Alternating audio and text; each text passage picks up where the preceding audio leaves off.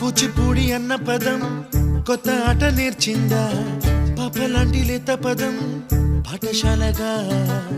కూనలమ్మ జానపదం పల్లె దాటి వచ్చిందా, చవళిల జానతనం పాట చూపగా.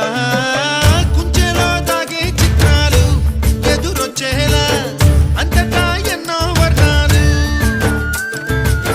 మంచులో దాగే చైత్రాలు బదులిచ్చేలా ఇంతలా ఏవో రాగాలు.